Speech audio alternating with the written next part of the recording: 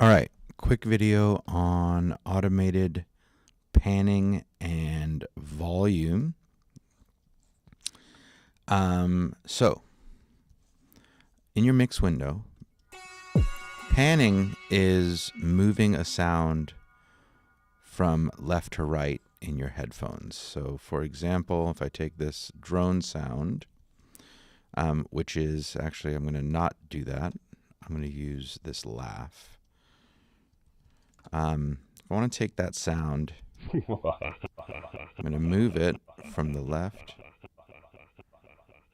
to the right. All right, and what we want to do is, what we're going to do is automate that process from the right to the left, left to the right. And then, of course, there's volume, and we can also automate that. And when I say automate, it just means that we're going to make this functionality happen without having to sit there with your mouse and click and move it around. All right, which back in the day we did. We'd get like 5 people around a mixing board and say, oh, we want this to pan at this point. So before automation, things were difficult. All right, so I have this sound. And I want to have that laugh and all of its delays kind of move. So this little triangle off to the left of each track, and each track has one, is either going to be, and I already have some drawn in there, I'm going to get rid of it. This line, just like when it's volume, this line represents volume. When it's panning, this line represents panning. This is a mono track, so the line is in the middle. Keeps it a little bit easier to understand. But right now,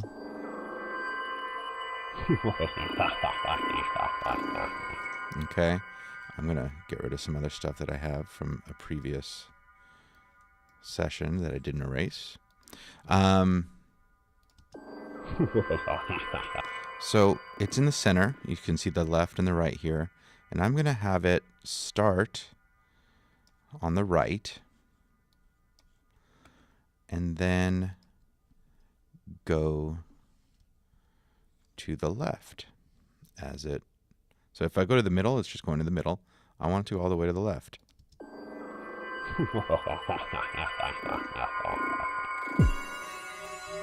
All right. So you can watch that happen.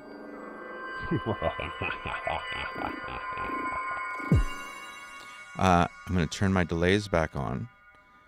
And what that's going to allow me to do is I'm going to stretch this time out a little bit because my delays are still going to continue.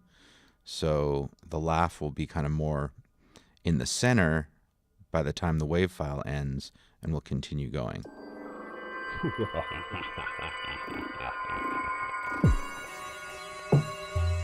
Let me raise up my feedback because I didn't like it wasn't enough.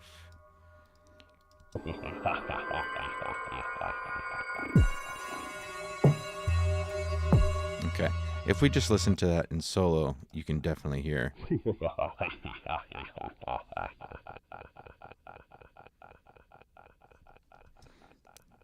I could even bring that back and see how that sounds.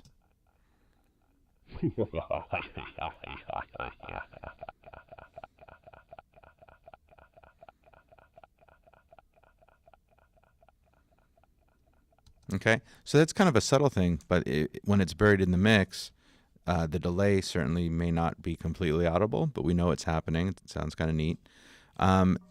This happens or is treated slightly differently with stereo tracks.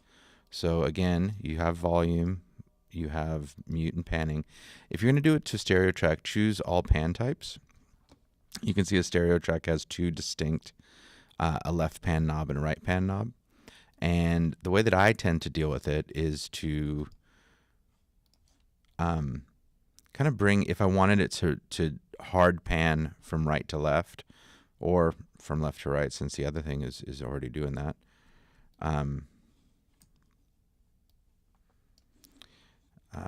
Let's see. I'm going to take this. Let's go from left to right instead this time.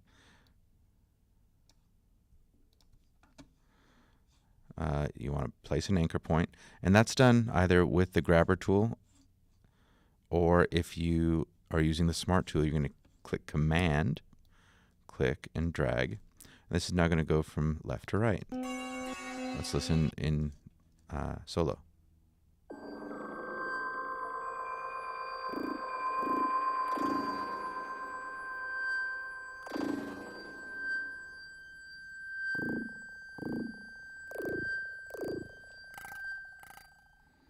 Okay, and you know, if I were to start the sound over again, I might want to bring it back to normal stereo and not copy this automation.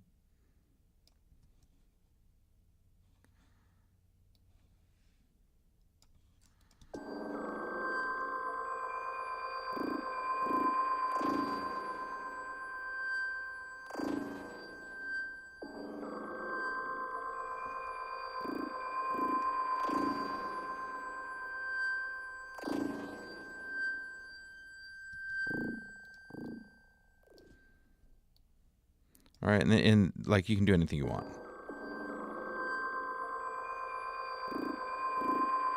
See, that sounded, look how drastic that is, and that sounds weird.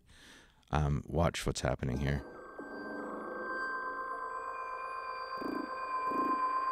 So that immediate, this basically is an immediate pan and is just too drastic. So be careful of what it does. It is audio after all, you gotta listen. Okay, so then that's panning pretty much. In terms of volume automation, if I take something like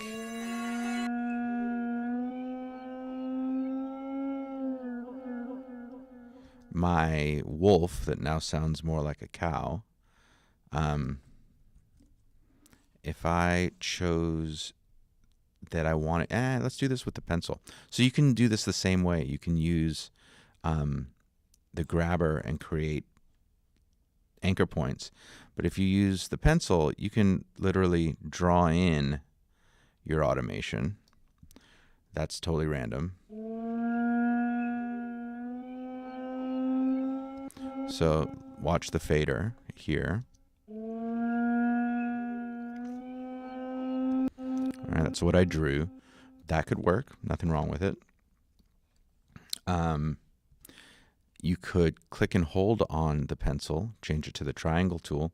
And this is a little bit weird because what it does is it literally draws triangles based on your grid value. So you might want to change your grid because it's going to be super fast. And you do want to be careful about how high these points go because you're going to be pushing your volume higher than you'd want, and you could end up with some distortion. So there's the pencil differences there. And again, you could simply use anchor points and kind of build. And this, it doesn't have to be an effect. You could say, I'd like it to fade out a little bit earlier than it does, just like you do on the master fader.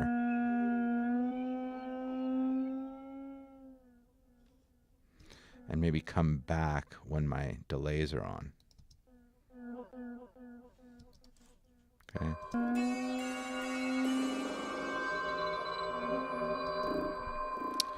While I'm at it, I wanted to do a quick little thing, just remind you about Elastic Audio.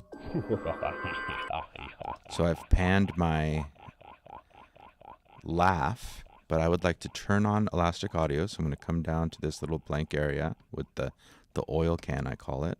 I'm going to turn on polyphonic, even though this could be done polyphonic, meaning multiple notes, and that's the one that is going to give you the option to pitch shift. So go over to clip. Once you highlight the clip that you want to do something to, go to Elastic Properties. If that's not highlighted, you won't see anything. Okay, MIDI doesn't get elasticized. I could do something with this one now because this also has it already activated. So I'm going to pitch. Maybe I'm going to pitch it up. Okay, instead of down this time.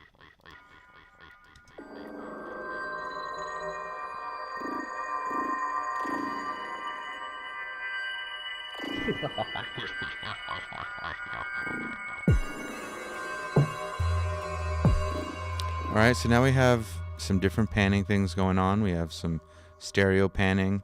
We have some panning from left to right on our laugh. We have actually right to left on our laugh.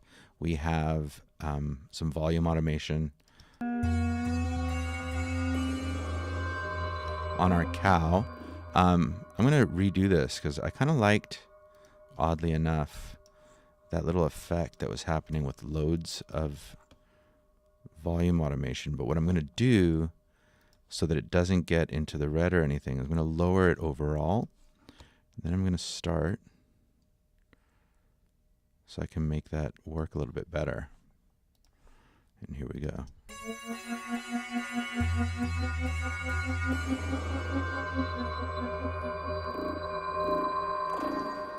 All right, and let's just look at all these knobs moving.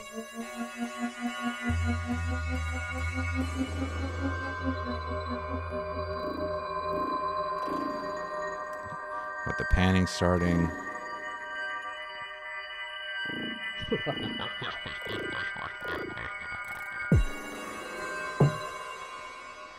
All right, so we have some panning, some automated volume, reviewed elastic audio, at least for pitch shifting. Oh, I know what I can add in another minute here. Let's talk about more elastic audio things you can do. So this is just under, let's see how long it is. It's just under 2 measures. And if I wanted to, if it were a more musical component, it's not that big of a deal how it is right now, I could click and hold on the trim tool and choose what's called the TCE tool, time compression and expansion. And that changes, you know, so that I can actually stretch this out to be exactly 2 measures. So that's going to be a bigger deal when you can only do that when Elastic Audio is activated. It's another Elastic Audio component.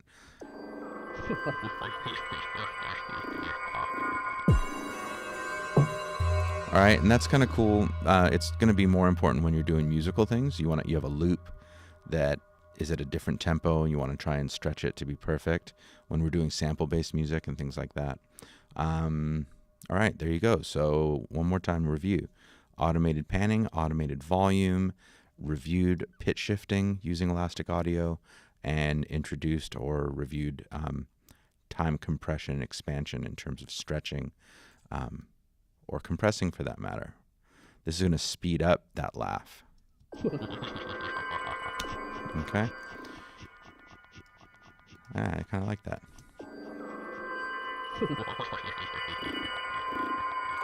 But it changed the need for my panning. So I definitely want to kind of speed that up too.